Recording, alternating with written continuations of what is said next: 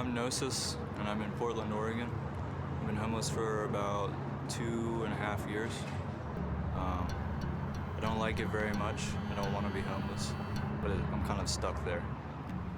It's easy to stay homeless here. You can be homeless for decades here just fine, but in terms of getting anywhere, it's just as hard as it is anywhere else.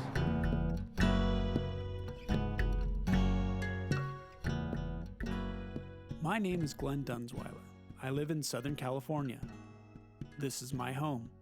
When it looked like I may lose my home, and I realized there was a chance I could become homeless, instead of just waiting to see what would happen, I decided to put my energies into finding out what it was to be homeless in this country.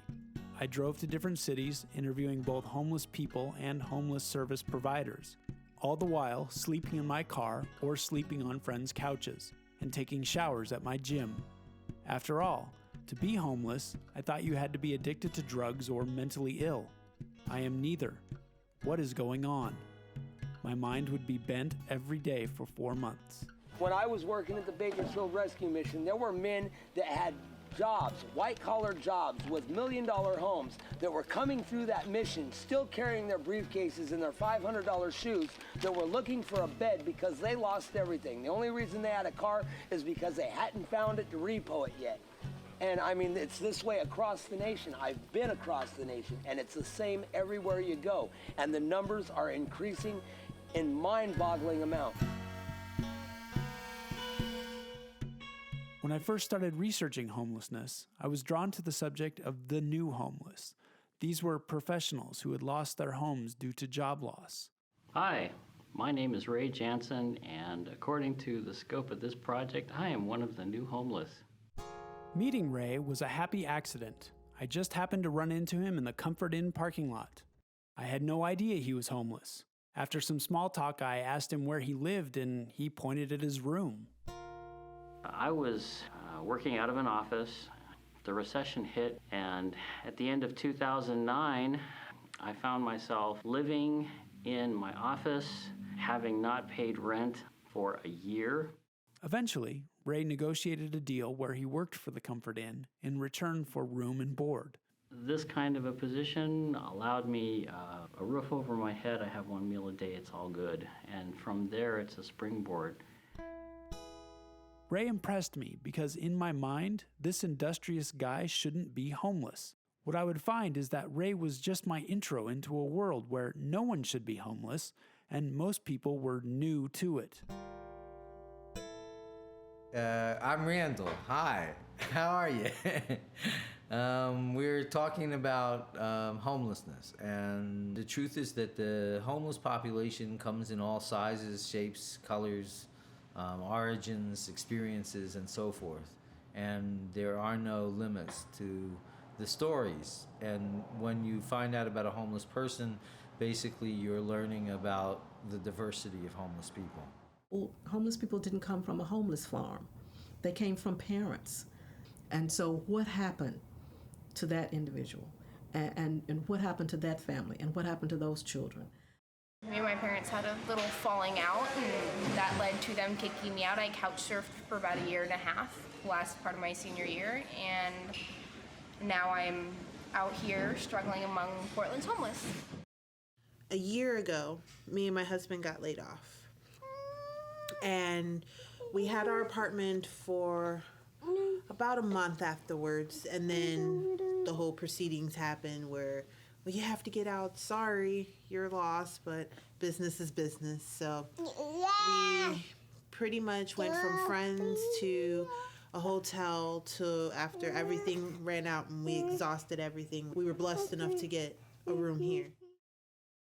I was working at a warehouse, and I have a girlfriend. We were together, and we ended up having 2 kids. She moved out, and when she moved out, she left me there by myself in an apartment that I couldn't pay for. We had a deal that I would watch the kids on the weekend, and so she brings the kids over, and she never comes back. I'm supposed to be at work. They gave me some days, like a ultimatum pretty much, to either come in 3 days or I would lose my job.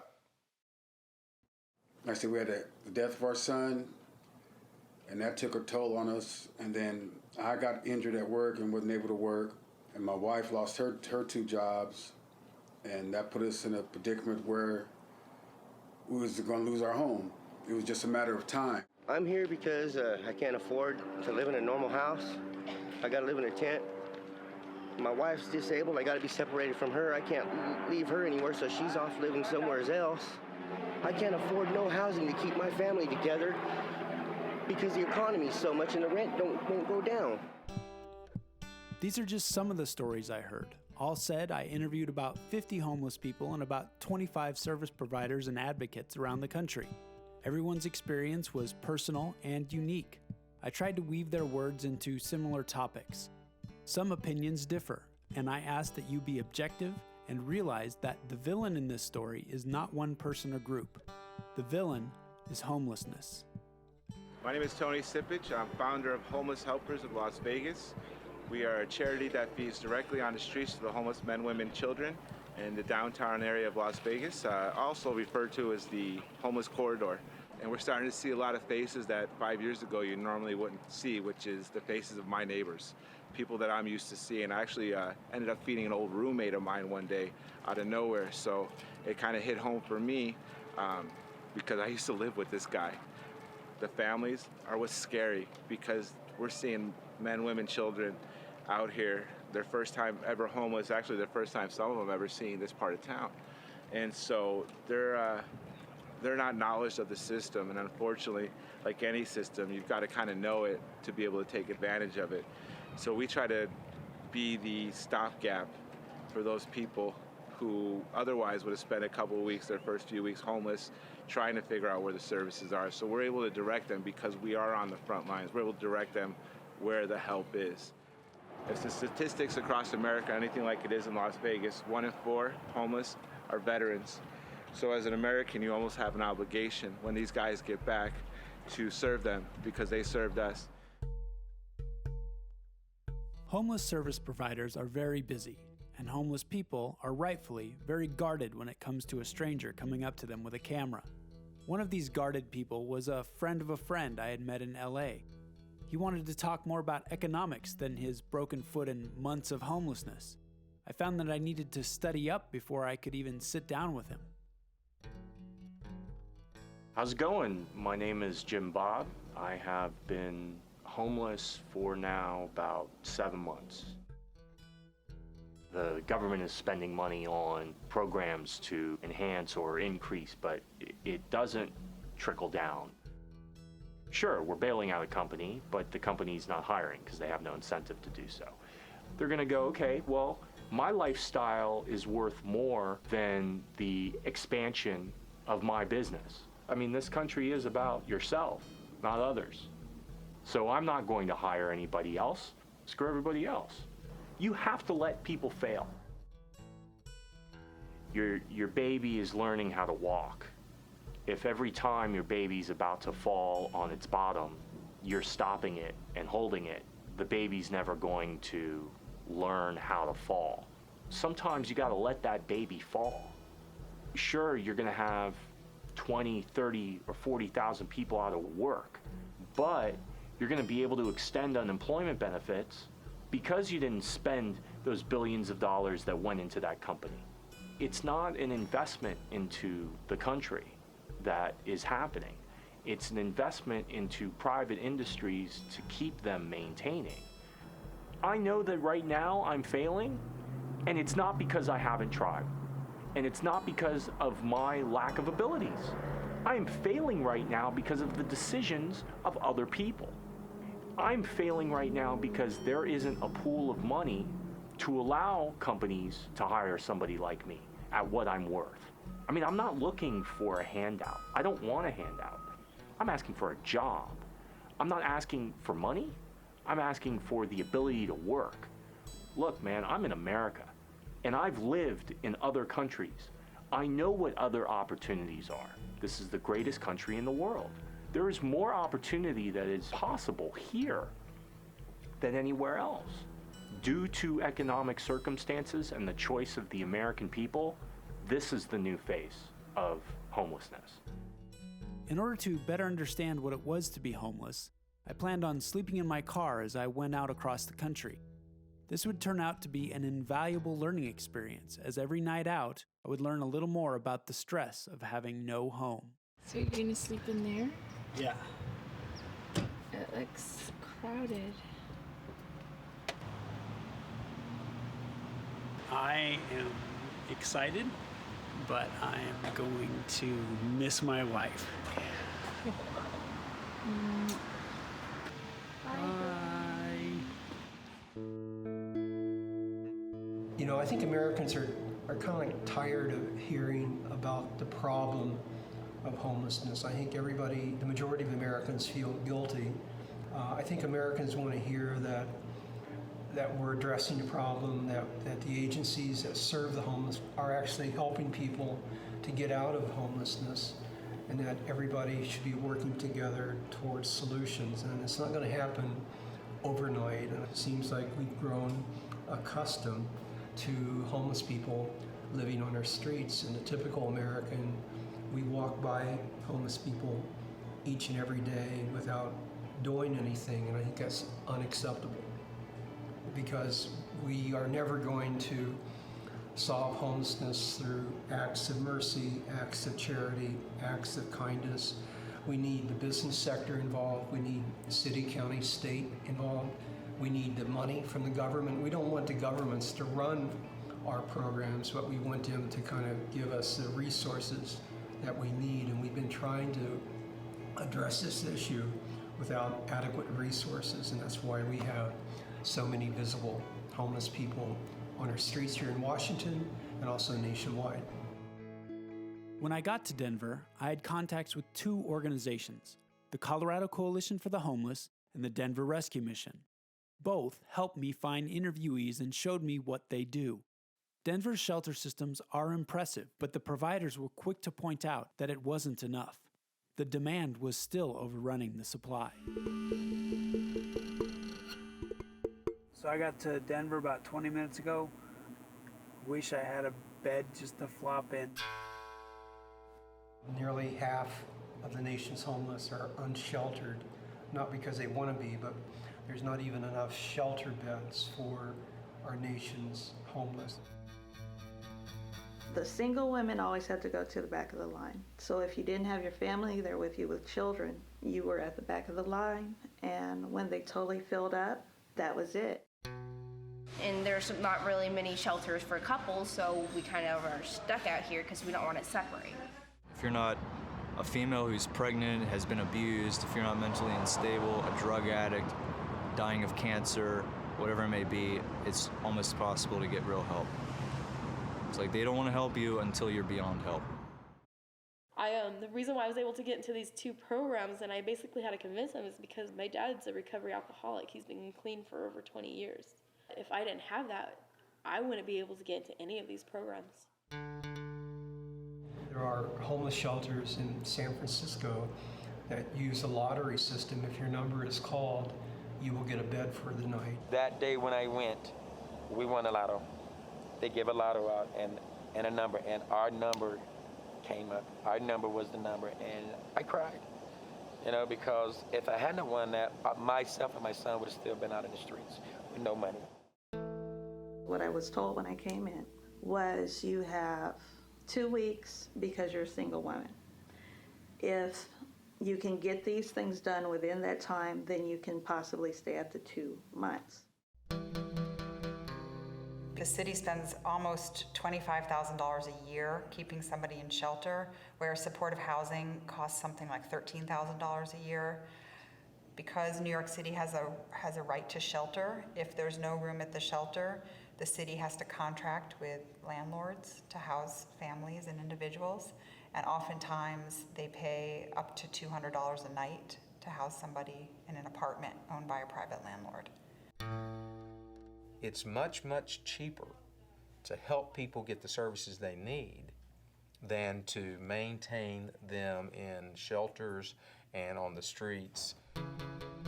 I found this program called the Colorado Coalition, and I was able to get an interview, and I think that's what changed my life. We can help them connect to city systems. We can help them with advocacy. We can help them understand themselves. They can learn to trust God. But right now, there's neither the money or the will to produce the tens of thousands of hotel rooms or single resident occupancies, SROs, that are necessary to deal with the vast numbers of people who are sleeping on the ground every night. Well, I spent the first night in my car successfully. I did not get arrested. I spent the second night in my car. It was a better night. I did, however, sleep on my one shirt I was trying to keep not wrinkled.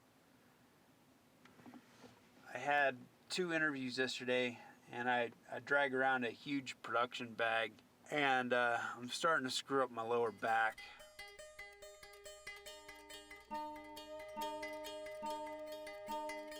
I went to the doctor, got a biopsy, and I was diagnosed with stage 3 cervical cancer. As a diabetic, I would be scared shitless to walk into a county hospital. I mean, my primary care physician knows my situation and makes sure that I have the diabetes medicine given to me for free as samples. I was bitten by a tick carrying Lyme disease, and it totally changed my life. I was incapacitated for about 1.5 years, literally at one point paralyzed from it.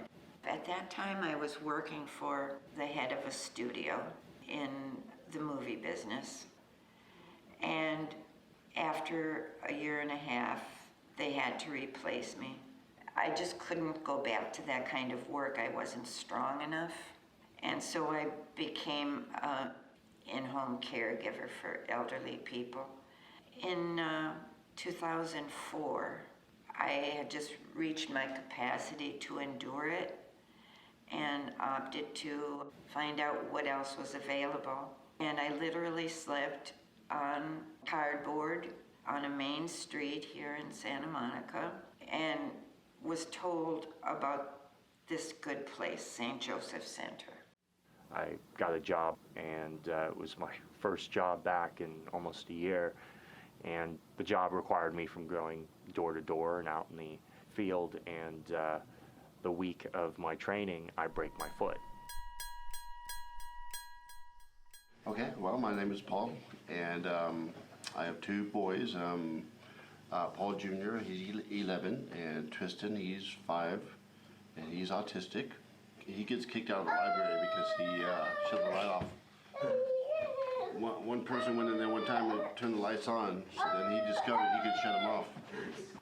Yeah. Oh, there you go. He's going to keep shutting it off now. Cool. You know what? My son likes playing with lights. There you go. There you go. Yeah. You're fine. Nice. Bright lights, huh, Tristan? My youngest son got heat stroke just walking 3 blocks, and I kept Gatorade with me. I kept water with me. We always were hydrated. I get off at the corner, try to walk a whole corner. I have to stop in the middle, and we sit down and rest with my feet to feel a little better. Then I can start walking again. A lot of them know I'm sick with the strokes, heart attacks, high blood pressure, and like I said, I'm getting PAD in my legs. It's a bacteria that gets in your blood, and it affects something called the synovial fluid, any place we bend, any joint, and it pushes on nerves, and the pain is excruciating. And that kind of took away my good part of life, you know, and it's agonizing. The pain is excruciating. I can't even tell you. It can kill you. It can leave you with encephalitis, or in my case, an arthritic thumb. I'll take the arthritic thumb any day. Who expected a tick so little you can't even see them? As I was leaving Denver, I began to realize the importance of laundry facilities and clean clothes. I've ruined my shirt. It's all wrinkly, so I gotta get that. Man, my jeans, I just been sweating in them for 3 days, and I gotta clean them up. I had to look my best for these interviews. The people I met were somewhat suspect of me, mainly because they were worried about being judged by the media. That kind of came to a head in Kansas City. 1601 Elizabethan Poor Laws, we define people as worthy poor or unworthy poor. Worthy poor were defined as people who could not necessarily be held accountable for their circumstances. Everybody else was kind of looked at through virtue of a lack in their own will or character as being responsible for their situation. We brought that idea forward with us when we were founded in our country. I wish that everybody from left to right and everywhere in between could stop thinking of homelessness as one more issue of will. If they would stop thinking of the negative things that happen to people as simply a clear-cut choice at some place in that person's life. None of us make choices that will intentionally create misery for us. The fact is that everybody who's homeless started at some point doing what was right. There will always be a certain residual part of the population that simply needs to be cared for by others. And what we have to do is step back from that judgment and work together to come up with solutions that make sense in terms of how we get people out of this desperate circumstance. One of the outcomes of meeting with Vicki Riddle was my realization that I had to talk to some panhandlers. The problem with the definition of homelessness is the face that people will attach to it.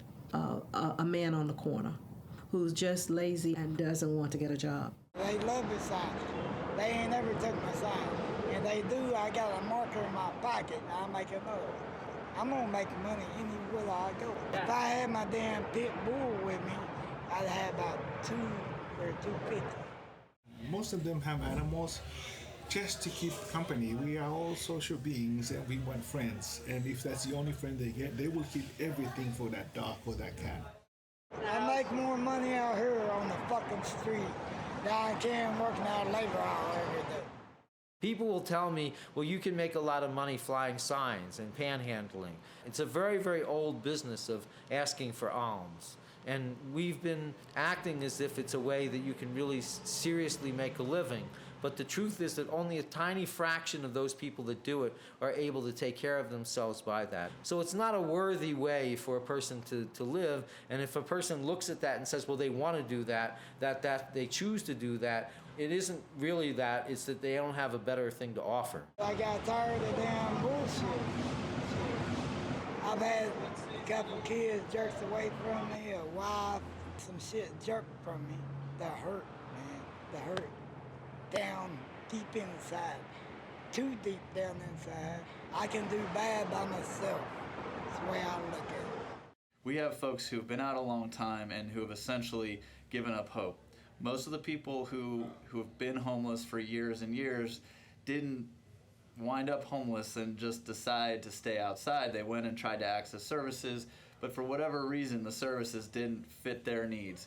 And so at some point, they gave up trying. And then they came to accommodate themselves to the life that they had on the street. I'd rather sleep in the bushes over here or something. Mosquitoes eat my ass up or whatever, man, I don't care.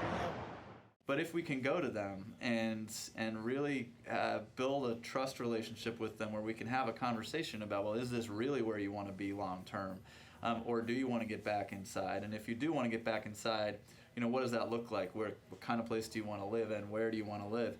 All of a sudden, things start to turn, and we've had lots of success with people who most folks thought were never going to leave the streets. The fact is that no one wants to walk around dirty and smelly. People look at you, so they don't want to come to where people are looking like that. They need to clean themselves. They still have some kind of self-esteem left.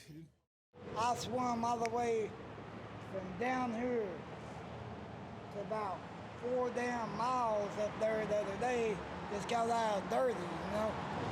We're in hell right now, we're gonna make it to heaven one of these days. This is hell out here on earth, on the streets.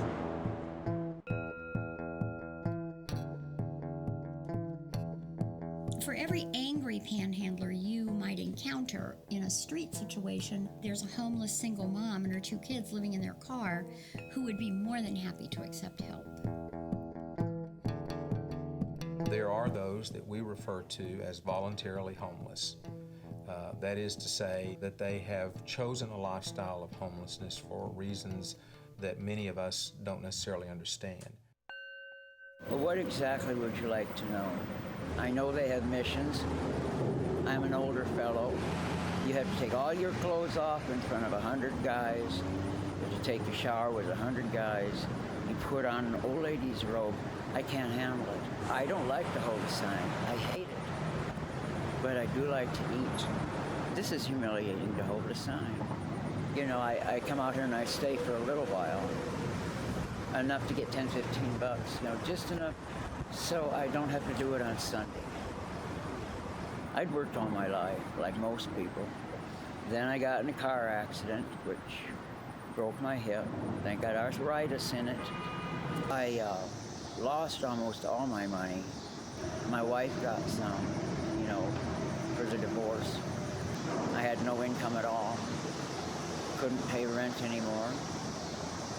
It's like my whole world stopped. I'm not old enough for Social Security.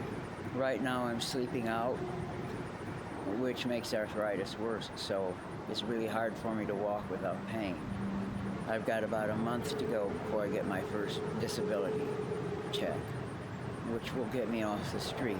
I have one other sister who's a doctor, and she's a little above me. Now especially feels way above me, and you just get so humiliated. You just give up. It's not a question of whether you'll be assaulted, but when you'll be assaulted if you're homeless. They're not safe.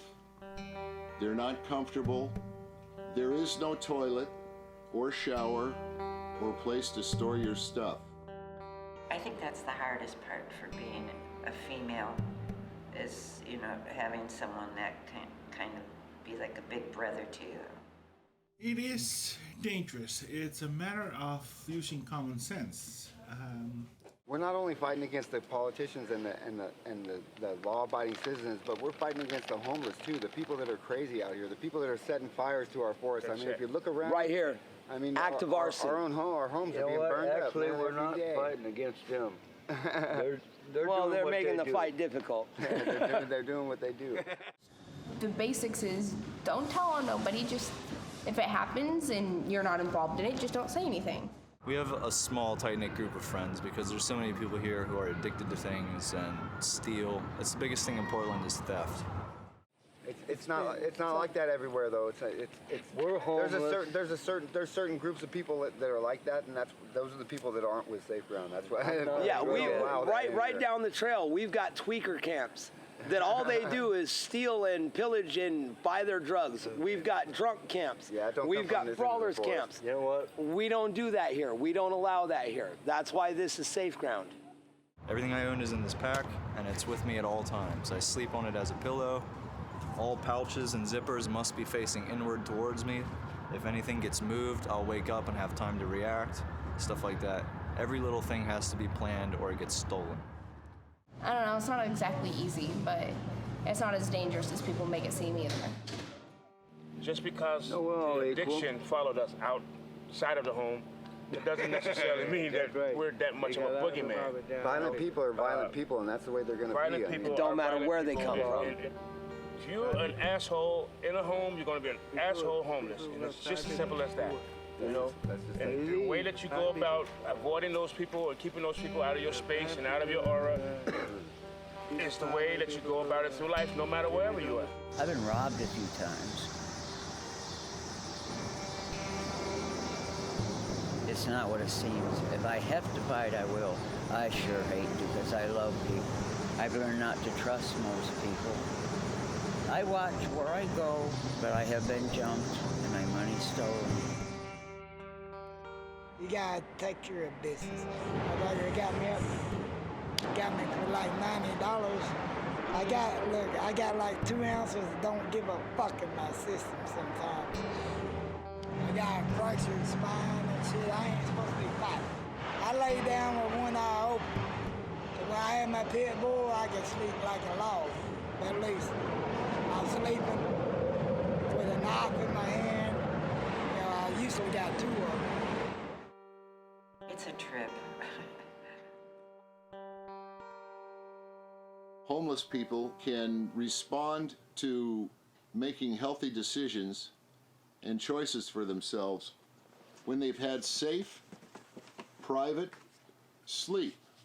But here is what homeless people have to sleep in today.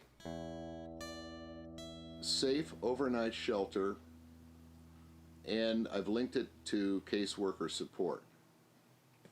Each site would have 2 toilets. There's a shower and dressing room module here, a sink, there will be a fountain, and everyone will have a private lockbox next to their sleep-in module. They might be able to go to a job site without their stuff and get a job, or look just like everyone else.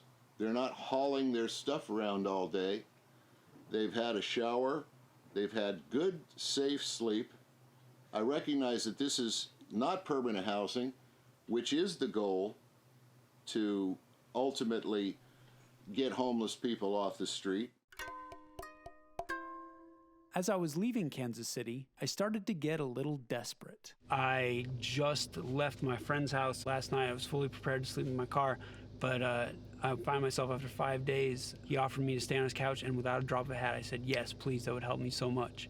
I was talking to him this morning. His wife said, hey, can I do laundry for you? Without a drop of a hat, all of a sudden, I'm losing like all decorum of saying, no, that's all right. No, I took that offer. Yes, please, that would help me so much, because washing clothes is just so much work. So hard to find a laundromat and pay for a laundromat, and if you got that, it's crazy. I mean, 5 days out, and I'm already kind of jumping at opportunities, and something I never really would have done. I would have been self-sufficient. Say, no, I can't do that. But now I'm jumping at stuff. I just got into Memphis last night. It was 90 degrees at 10 o'clock. It was the most humid night I spent. It was like sleeping in a sauna. I'm all sticky and crazy. Trash trucks are just constantly roving around here, banging away. Plus, it's the first night I really had to go to the bathroom. I haven't yet. While in Memphis, the VA was having an event for homeless veterans called the Memphis Stand Down. Veterans are a segment of the homeless population that often goes unrecognized. I just wish this country would help veterans like me. And many more out there. I see many more veterans out there in wheelchairs that have no place to live, behind dumpsters, in alleys, in doorways of stores. I mean, I see veterans that's been there that were Vietnam vets that are not even getting no help. The society just don't care about us. And I feel like I don't even belong in this country. I feel like I have to go someplace else to get help. We have to minister to those who need help now. This is the epitome of that. Healthcare, in my opinion, is not a privilege. It is a right, particularly for our veterans, and it's so appropriate that the VA is taking the lead on this. And the Memphis Healthcare Center, I applaud you for making certain that healthcare is available to everybody, not merely those who have a home, who have a zip code, but for those who need healthcare most. This is truly a sign of a caring city. The more that we looked into the resources for veterans and homeless veterans, we realized that there weren't any resources. I'm on unemployment.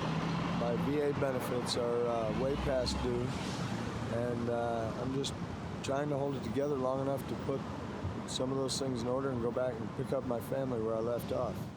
Homeless veterans are overrepresented in the population. So 1 in 4 homeless adults is a veteran, whereas veterans are only about 10 or 11% of the general population. We talk about all these statistics, but statistics are made up out of numbers. And if you look at the first four letters in the word numbers, what does it spell? Numb. And you become numb to the fact that you're talking about Mary, Betty, Henry, Edgar. You're talking about real people. So let's not get carried away on the statistics. Let's just start dealing with people with real names and real needs. Thank you so much, and may God bless you all. We have one family who lives in one of our apartments it's a Marine who came back from Iraq in January of 2009. He had a wife and 4 children, and by September they were living in a shelter. And I don't think that people think that could happen to a Marine. I'm no different than you. I'm a human being. I bleed red just like you do. I walk just like you do. I breathe like you do, and I eat like you. Now, the only thing I can say about this, please help. We also see a lot of women now coming back from Iraq who are experiencing homelessness quite quickly. Many of them are single mothers. Many of them have been sexually traumatized while in the military, and I think that this country is really ill prepared to support these women when they're coming back. We've done our job. We fought for our country. We did things for our country, but what does that make us? At Jericho, we kind of took on this issue in New York City, and we have about 175 units of housing for homeless veterans in development at this time in the Bronx and in apartments throughout the 5 boroughs as well. We are getting lined up with an apartment through the VA program that they have for housing. I was in the service back in the 80s, and it should just be a couple more weeks, and we will have our own apartment. I'm going to stay here with Safe Ground, and we're going to win this war. And we're going to have a place to live for us homeless. And it hurts me, but at least this is a family, God bless, I can't say no more. Really appreciate your time. Please help the homeless. Please help the disabled vets. Everybody that you can help, just reach down and pick them up, pull them out of the gutter. I love you. At some point, if you are homeless, you will have legal troubles. Sometimes it can be in the most unexpected ways. I would prefer to stay in one spot, but the cops won't have it. I'll be in a spot and it'll be a few days, we'll be there and we'll make sure it's clean and we're not pissing right there or taking craps or whatever it may be, We make sure we don't leave it looking like a bunch of bums slept there. But eventually the cops get annoyed, or we sleep in too late one day and the tourists show up and the cops are like, you gotta go. And I'm like, where can we sleep then? He's like, well, over there. I'm like, I can't, that's ODOT, Department of Transportation. They won't let us sleep there. Oh, why don't you sleep over there? Oh, well, Clean and Safe will come and kick us out. What about over there? That's a private building, security will kick us out. One hand doesn't know what the other's doing, and they don't realize if you're homeless, you can't sleep anywhere. You're not allowed. So it's just moving from spot to spot until we get kicked out.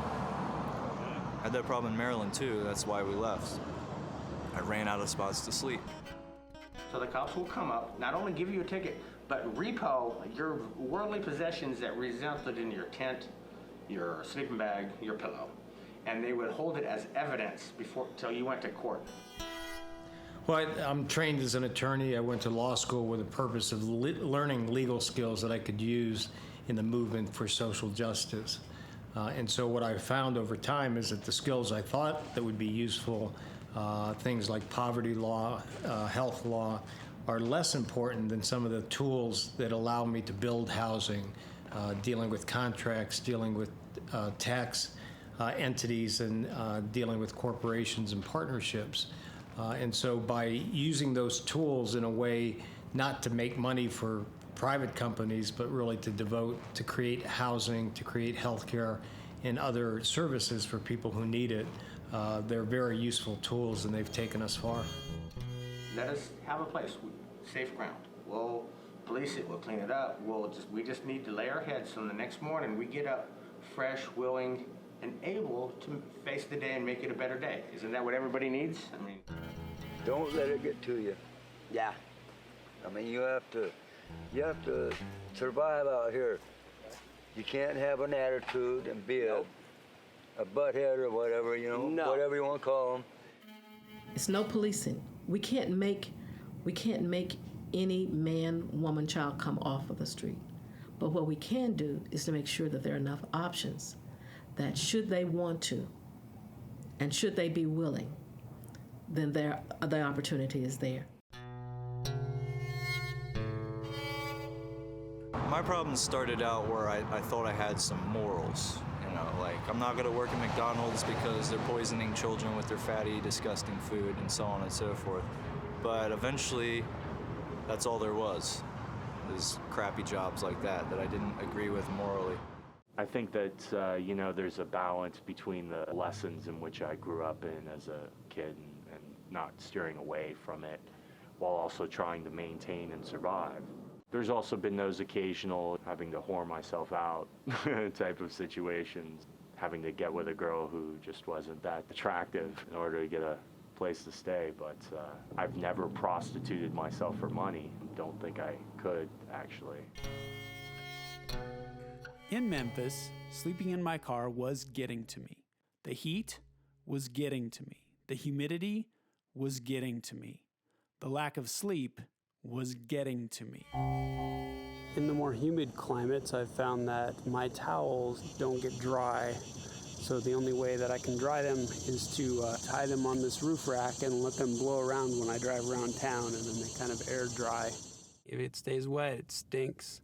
You can't keep it clean, and you have to go pay for washing. You're paying $1.50 to wash a towel, and also my jeans. I gotta wash my jeans a lot because it's sweaty and humid and gross. I'm half the person I am because I am just wasted away tired. Because I have to leave my car on and keep the air conditioning moving just so I can sleep. And I'm doing that in the middle of the day when it's work time. Sleeping in your car is hard. I'm starting to get sick.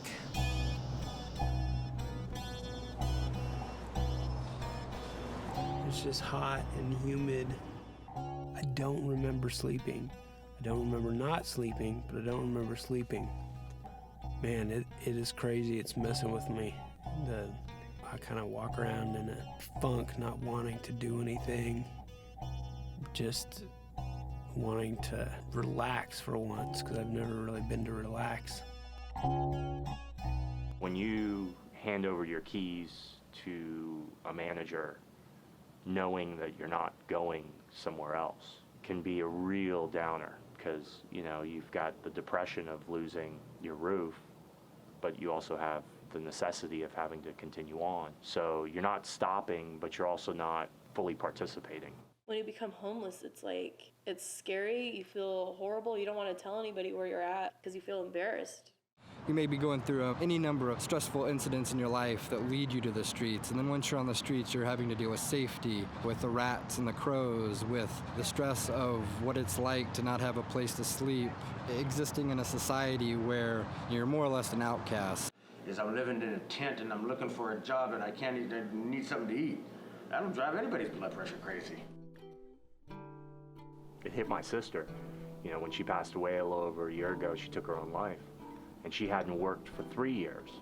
And she, you know, became dependent upon medication, kind of went through the downward cycle of her own depression. The toughest thing in the world was for me to look at her on a Sunday night and say, babe, here's our home, which is a tent. You know, there's a myth out there that many people become homeless because they're addicts or because they're mentally ill.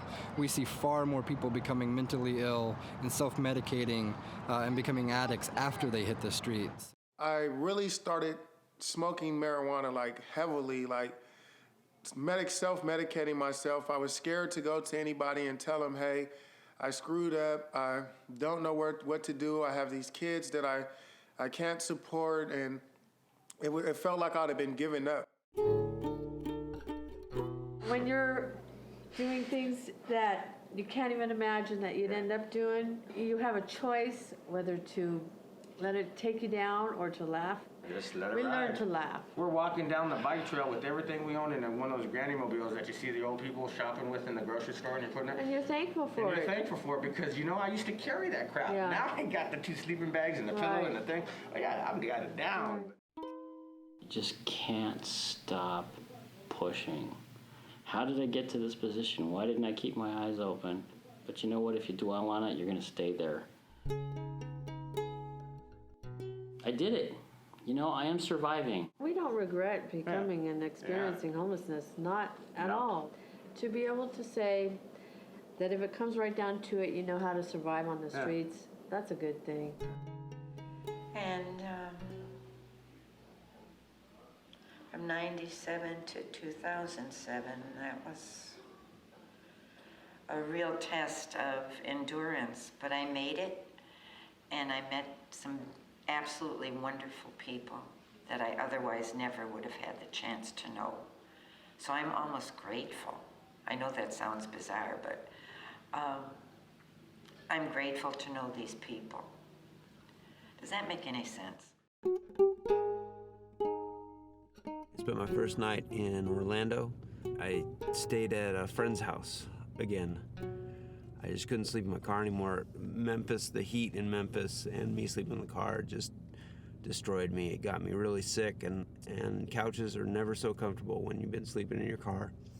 And air conditioning is amazing. Today I'm going to Sanford, Florida. A person online told me about this city. I can no longer get a hold of that person, so I'm kind of going blindly.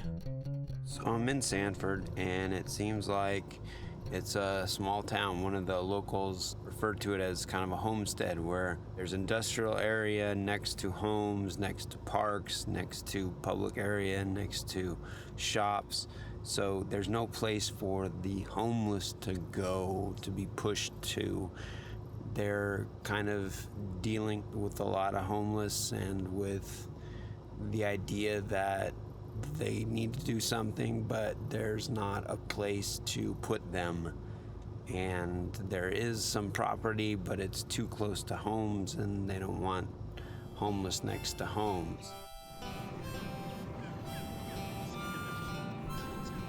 In downtown America, there's a big polarization between the interest of economic development and tourism versus the needs of homeless and low-income individuals. Most of the homeless agencies are located in downtown America, and sometimes businesses think that the agencies are part of the problem and that if we simply went away, homeless people would go away. If I was a businessman, I would much rather have homeless folks in a day center where they were getting help than having someone sleeping in my doorway.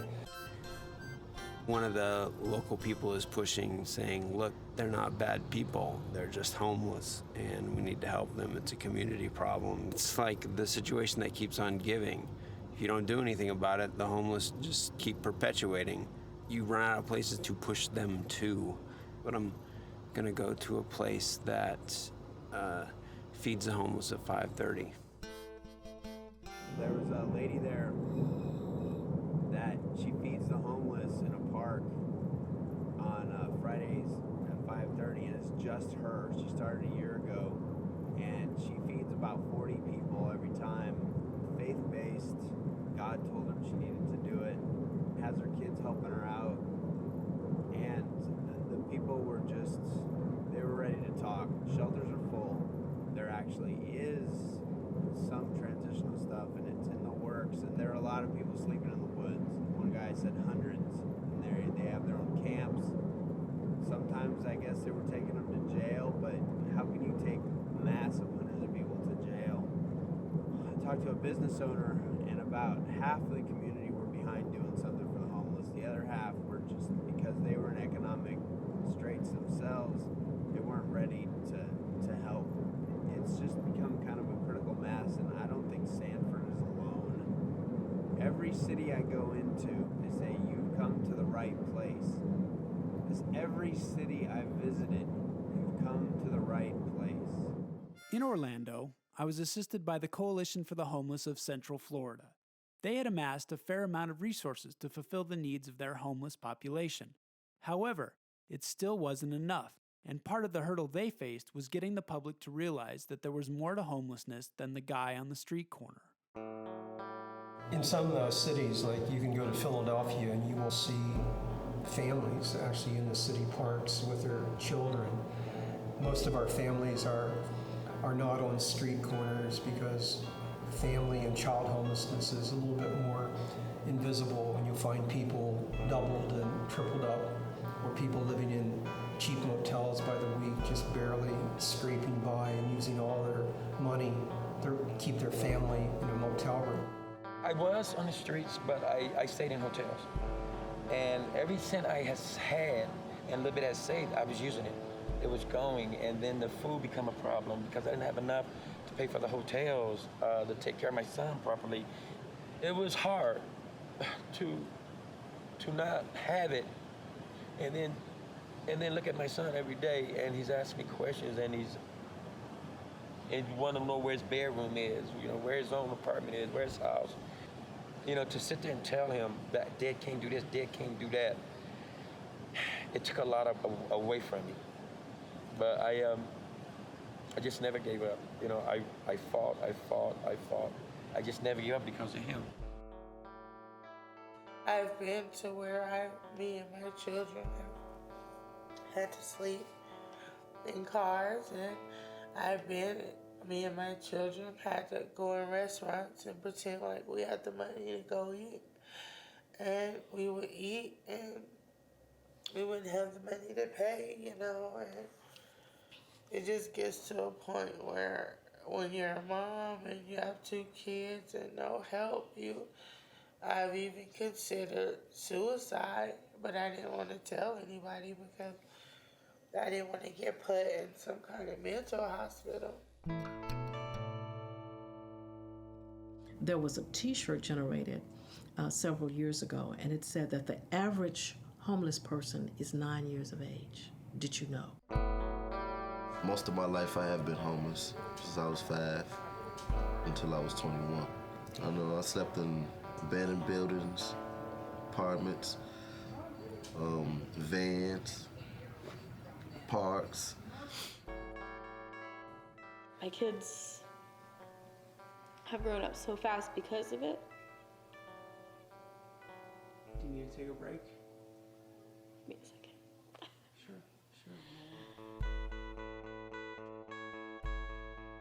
She adjusted very well to the shelter. Yeah, she didn't want to leave. She matter of fact, when it was our time to leave, she wanted to live at the shelter because she made friends there. She liked the staff members there, but she's okay now.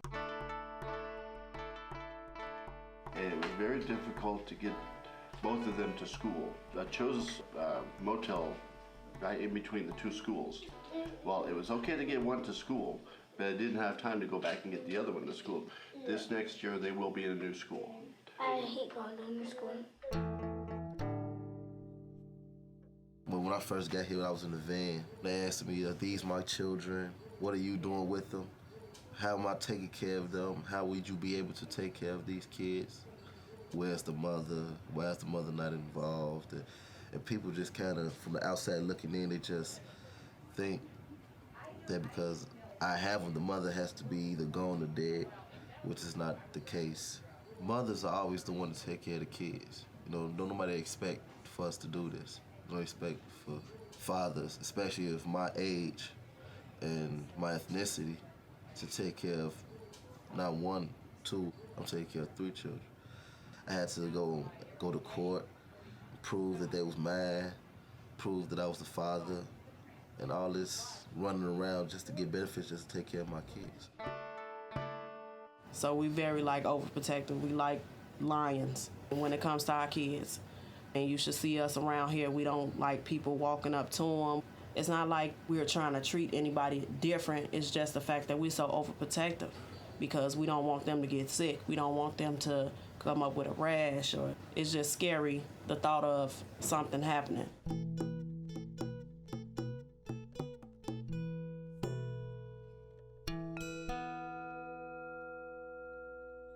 There's 10,000 homeless children in Los Angeles County. Out of those 10,000, 2,000 or 3,000 of those children are between the ages of 12 and 17.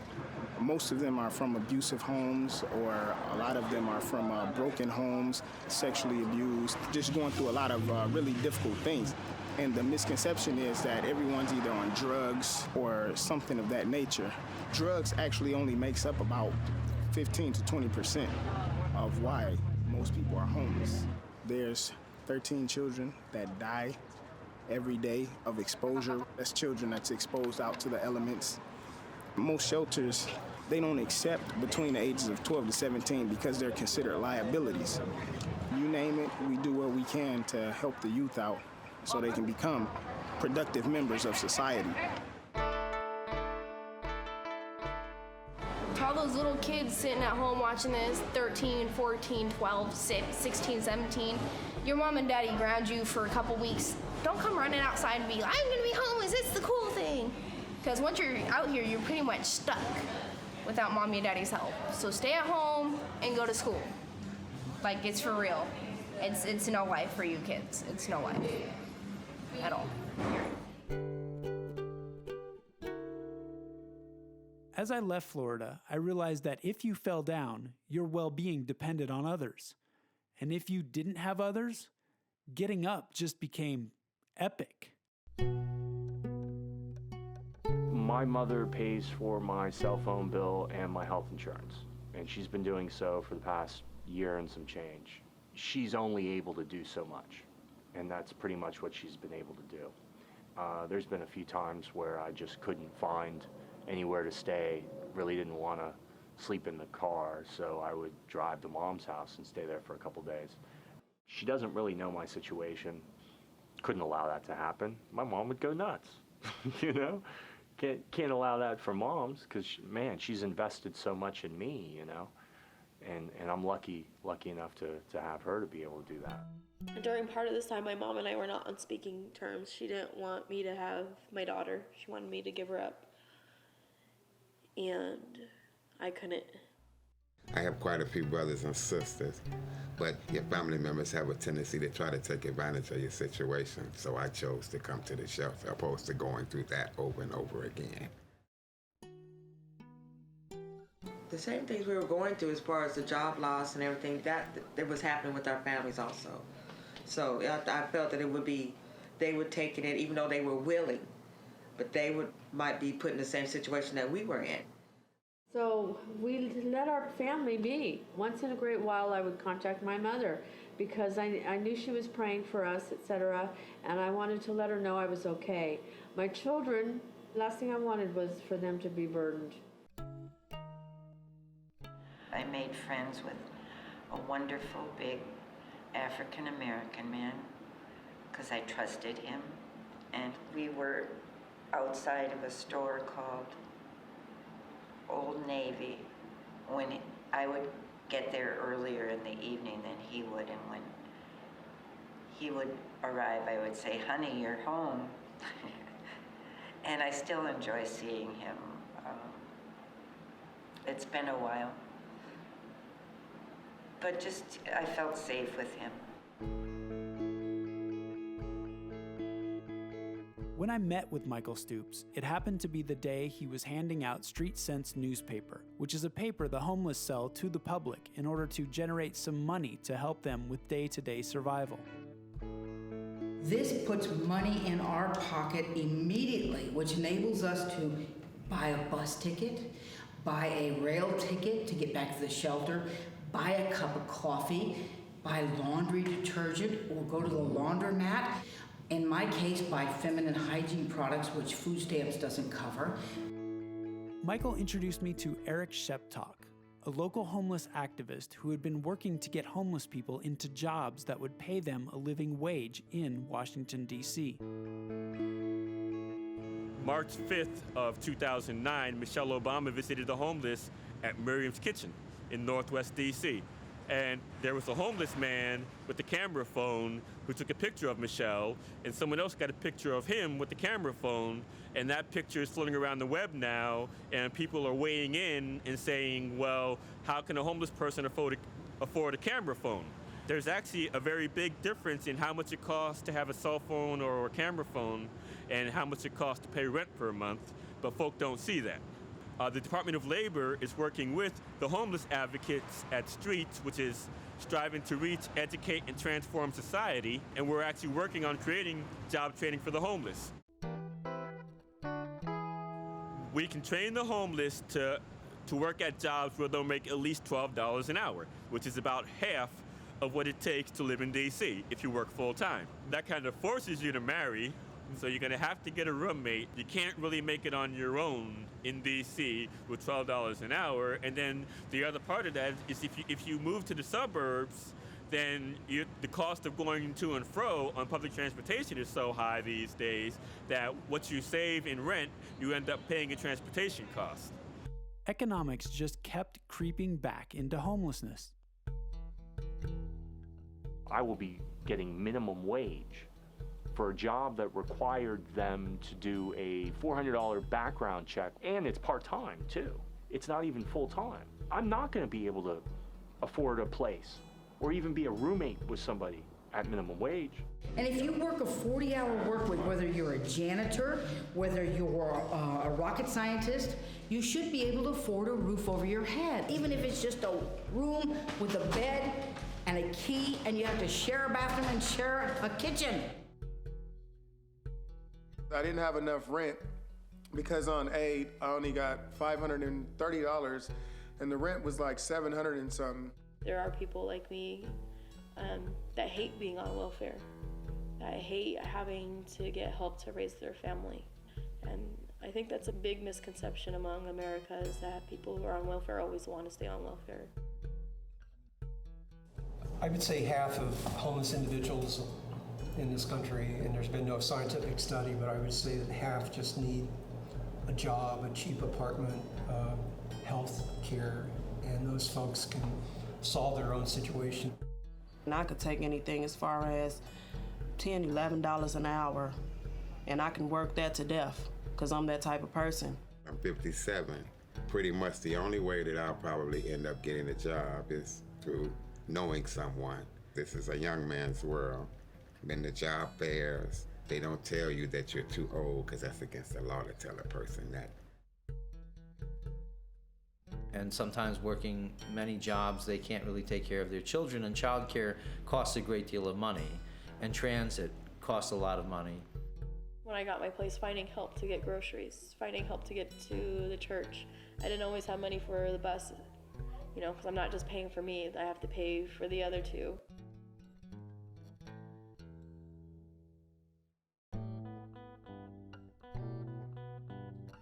Spent the night in New York. Pretty quiet night. Now I just got to figure out how to get down to 29th and 8th Avenue with my big bag. I think I'm going to do it by a train. By the time I hit New York, even though I was on a budget and I was without a home, I just wanted to spend my money on something that would make me feel good. Everybody really wants to work, they want to be productive, they want to have a relationship, they want to have families, they want to have their own home. When I grew up, you were told a man takes care of his own. You work a job and you take care of your own. If someone had told me at this age that I would be living in a homeless shelter, I would have scoffed at it. It's not something that I'm proud of, but it's not something that I'm ashamed of either. It's a constant 24/7 struggle to determine what is your priority of the day. Do I eat? Do I stay out of the heat? Do I get cleaned up? Do I feed myself? Do I pray to the Lord to help me rise above this 24/7? Yes, I do that. We're stressing over how we're going to get a birthday present to one of our grandkids. I certainly am not the type to take a handout. I guess my pride gets in the way. In some cases, I'd rather just be hungry. I'd rather spend the money that I have in my pocket for a pack of smokes than some food. I do nothing for cash. Yeah, I don't ask for spare change or anything. That's another thing. It's a moral dilemma where I could sit out with a sign, but there's so many people doing that already, and everybody's hurting for cash, people with jobs and houses. You're in the same boat. I mean, you might give $1 to one street kid, but you're gonna walk 10 feet and see another one with a sign. There's only so much anybody can do, So I don't ask for spare change. I don't ask for anything from anybody except maybe occasional cigarette. So I just depend on random generosity so far. Using the restroom and hygiene. Toilet paper. Toilet paper. Brushing your teeth on a daily basis. Laying on a pad is bed. Yeah, laying on a pad. You know, we because- upgraded from the ground to a $5 pool air mattress because her hips were hurting. How can you go to a job interview when you have to pick a number for laundry, lottery, for shower, and you don't even know you have $2.50 to get one way on a bus? After you're getting beat up every day, you gotta wait in line to get lunch. You gotta wait in line to get your laundry number drawn if you think you can only get 9 pieces and it doesn't count socks or underwear. And you've not had a shower for 4 days and you didn't get there in time because you're walking 1.5 miles, pulling everything you own on a Monday morning, foggy as heck, tired as heck because you slept on the ground, that's cold. And you gotta get to the thing and all of a sudden, oh, you're number 11 and we're only giving out 10 showers today. Come on, dude. You know, how can I go look for a job when I smell like yesterday 3 days ago? We just stayed the night in a shelter in Springfield, Massachusetts. And I slept on a cot, and there was a metal bar right in the middle of my back. And I thought, wow, this is a comfortable sleep for some guys, and they're appreciative of this. I too was appreciative, but it was pretty painful. And I slept in a big room with probably 100 guys, pretty quiet, only a couple people yelling out, people having nightmares, people snoring. There's only one shower facility for that room that I knew of, and I just happened to wake up at 5 and ask about showers, and I did not know the system. And it's just the simple things that we take for granted that are so difficult when you don't have a home. The night manager of the facility told me that because of the living wage issue, people with full-time jobs slept at the shelter so they could save what money they did make for clothes, food, and small luxuries. It was beautiful, and there was so many different circumstances that if we hadn't been homeless, we would have never experienced. And everything from being out at what they call Sherwood Forest, out by the river, seeing a giant great horned owl and a couple giant vultures that were standing right behind us. And yeah, and I'm yelling, we're not dead yet. We just haven't had a shower in 4 days. And they're going, they pulled up right behind us. Right behind us. They were checking out our campsite. But the people. Yeah, the people. Then again, just as you realize, some things that you need, some things you don't. You know. And the things you need, you will go out and do whatever possible to get them. So we went from having a tent to having our sleeping bags on the floor of our own place. Grandkids have come over and spent the night at our place, from having nothing to having our grandkid. You know, I used to say, God, you know, the thing I want is just us to be credible, respectable, and provide for our kids and our grandkids. That was our goal, that was my goal, was to help get my family back into place, a roof over their head, food in their stomach. And we accomplished that together. We put our minds together, we can do anything we need to do, and that's what we've done. And that's my best friend right there, and she was my strong point. So this is my first morning in Chicago, and I couch surfed with a guy I went to grad school with. Thank you very much. It's getting tough. I miss my wife, but see if I can get it done. It's getting kind of hard. You can hear the L passing. I say it's like the ocean.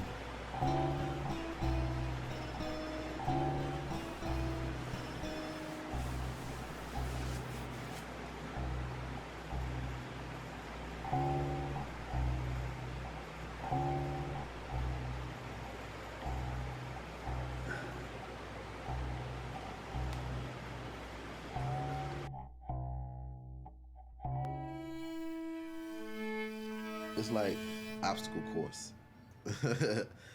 You get over one obstacle, there's another obstacle, and that obstacle might be bigger and badder than the last obstacle. So, an obstacle course is set up for failure, and that's all life is.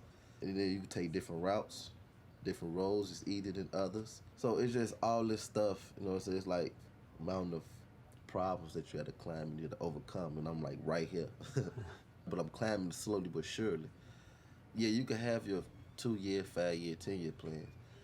But I think right now, when you're in this stage, you have to have a daily plan, a weekly plan, because all that stuff, everything else is just so high up, and it's like being a baby. I'm still a baby in my adult life, so I'm taking baby steps. I can admit that. I'm still a baby. Even though I'm 24 years old, I'm still learning. So I try to take things day by day, week by week. So the goals down here, the goals are different from up here, because goals down here is try to get you up out of here. Just because we're down here doesn't mean that we're meant to stay down here. Even though the system is set up for failure, it's also set up for failure if you're up here too. So it really doesn't matter where you're at, it all goes in a circle. Don't take it for granted, because there's somebody out there that wants it better than you want it. A flood could come down and wash your whole home away. All those people had it. Now they're here, and shelters all across the country. Don't look down on the ones that are below you, because you could be down there faster than you could say no. You know what I'm saying? You could be down there, you could be down here with us, but you never know. Anything can happen. It's funny, I'm in my friend's apartment and I just want someplace to be. After moving around so much, I have things to do, but I just am so appreciative of a place to be. As I left Chicago on my way to Portland, I had time to think about the variety of people who are out here without a home. To me, it's like one thing to be homeless, it's one thing to act homeless. I could be homeless, but I don't want to act it. When I'm on the streets and I'm going somewhere and you see the guy on the corner in a wheelchair with one leg, about 70, 80 years old, and I think to myself, like, how? How is that even possible? Being homeless, you could pick up bad habits, but I try not to. I don't like to ask for anything. So I'm not finna be on the corner asking for change. I need more than just change. I don't want to live off benefits. And I think that's another thing that people need to understand. It's not just about money. Money is not going to keep you anywhere. People like to think money makes the world go round, and to me it doesn't. It's all about your faith in God. That's what keeps me going. That's what motivates me. The drive from Chicago to Portland took 3 days. Along that drive, my mind tried to digest everything I had experienced so far. But my body also started to break down, and it became this high-minded, low-browed journey into oddity. I just got up and spent the night in, I can't remember where I am, and I'm in the back of my car. And I thought it would be a good time to have the talk. Sorry, I'm all greasy and crazy looking. So now it looks kind of disturbing, but I miss my wife. And there's a adult side to a couple, and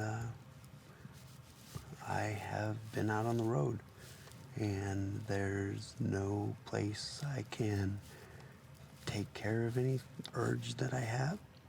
And I miss my wife. Sometimes it's a distraction. And I can't do anything about it, because I don't want to get arrested and I don't want to be a pervert. Speaking of perverts, or more specifically registered sex offenders, one of the homeless advocates I spoke with said this group was the gorilla in the room when it came to the homeless population. Sex offenders are getting pushed out of communities and onto the streets, where they cannot stay 1,000 feet from a homeless child while they are both crouched underneath the same bridge some rainy night. In Sanford, a man wanted to talk with me, but a homeless woman ran him off, calling him a pervert, saying, "I know what you did." It's not just sex offenders that are put out onto the streets. If you have been to prison, trying to re-enter the outside world and trying to be self-sufficient can be anywhere from difficult to impossible.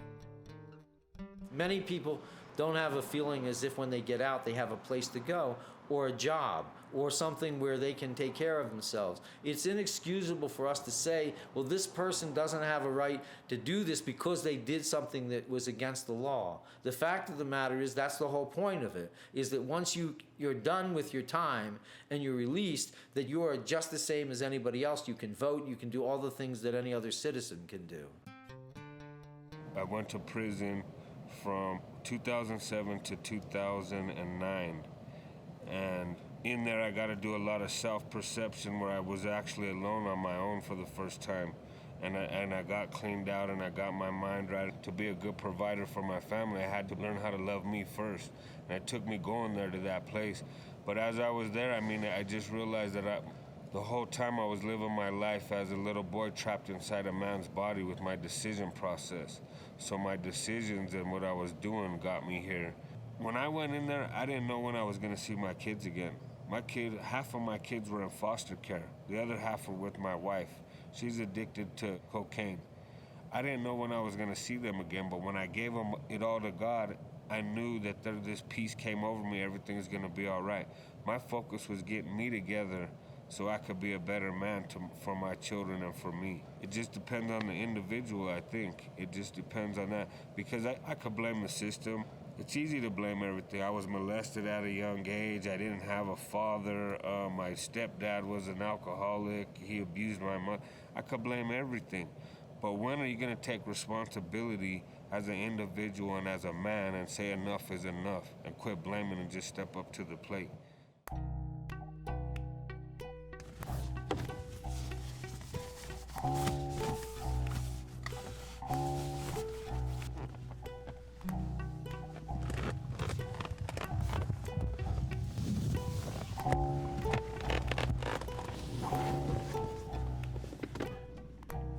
So I was just sleeping in the back of my car and I just climbed to the front. I do it in the dark.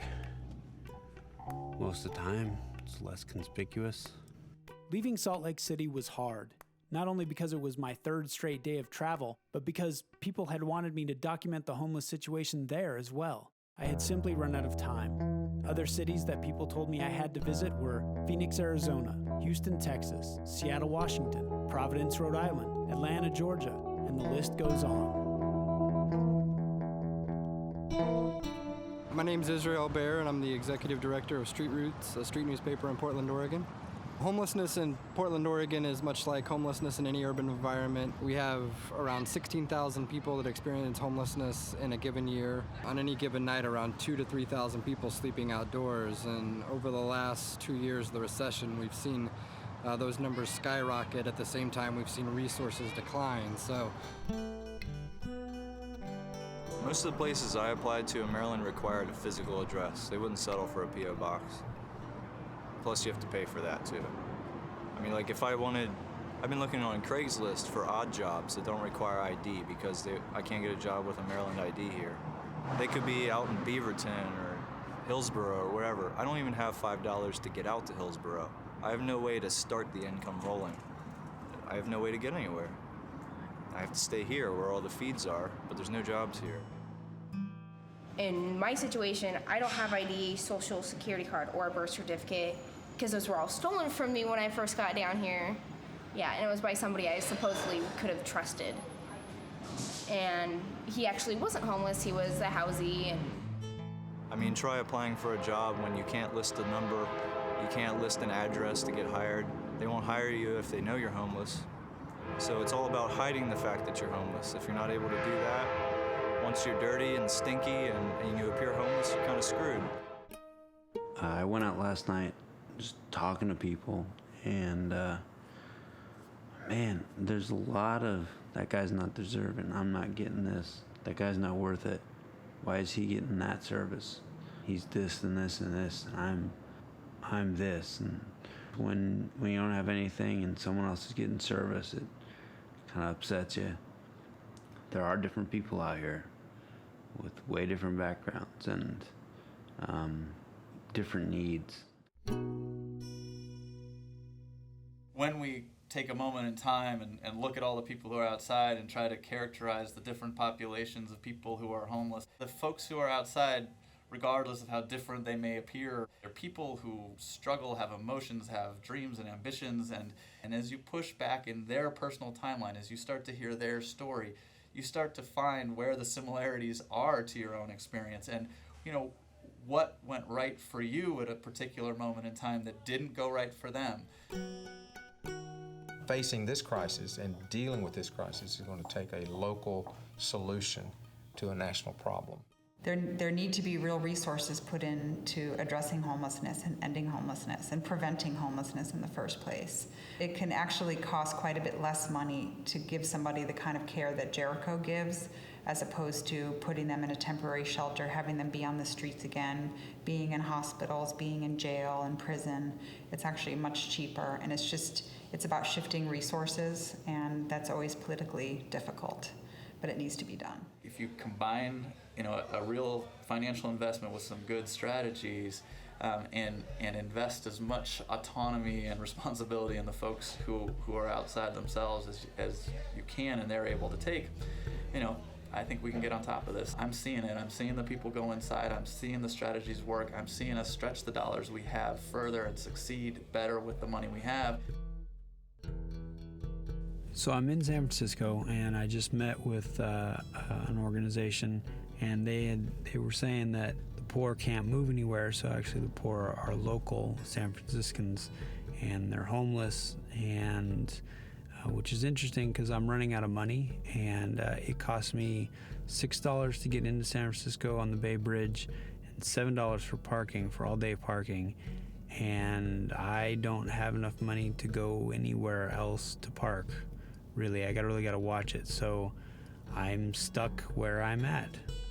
Now, let me be clear. There are some people that have, out of bad choices, ended up homeless. And out of those bad choices, now they've gotten stuck. And they don't see a way out. It's a responsibility for us, we the people, to provide those options. I just had my first night in San Francisco. I ended up going to South San Francisco to find a place to park. I am cold. I really got to go to the bathroom and there's no place, so I'm gonna try this peeing in a bottle thing.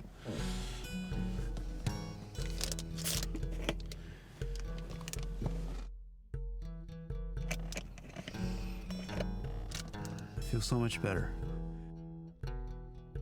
Yesterday in the parking lot where I was, it was just a constant flow of people coming in to either pee behind a car or take a hit of drugs behind a car. After a while, part of me just thought, I just don't want to be around this. I just gotta get away.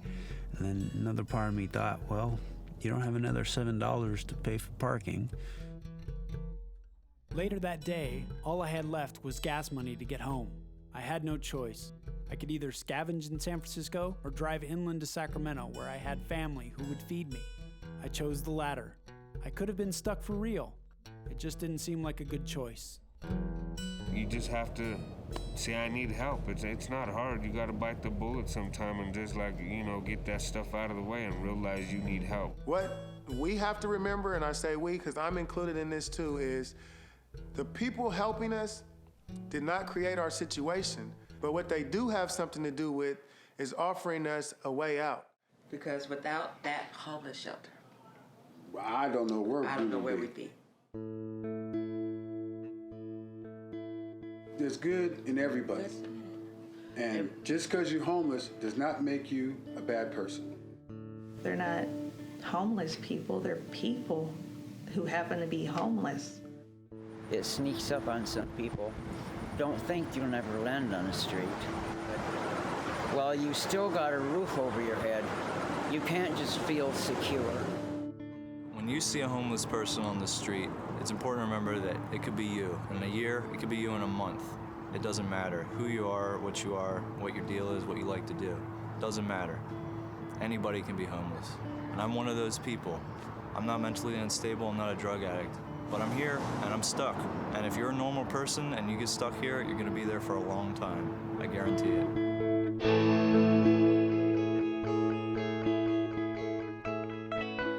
I'm Matt, and I just got recently kicked out of my grandfather's house. I'm out here staying with my father, Eric, and he's an elder of the Safe Ground Camp. Oh, yeah.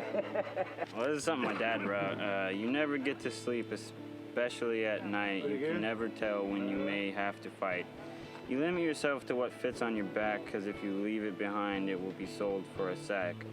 We struggle every day just to survive. When the sun breaks through, you thank God you're alive. People disappear without a trace. Others come back broken with a black and blue face. We struggle every day searching for safe ground. But we're here and we're there, but it's not around. I can't say it's been easy because it seems so far away. Living this life day after day, I'm really not sure what God has in store for me here, but I hope there's a roof and a whole lot of beer. Some call us homeless, some down our luck, some call us bums and throw us a buck. Some think this is something we want in our lives, protecting our families and sleeping with knives. You call us lazy, I call it life. Working 24/7, protecting my wife. Sure, people die, where do they not? It's what you die for, not what you got.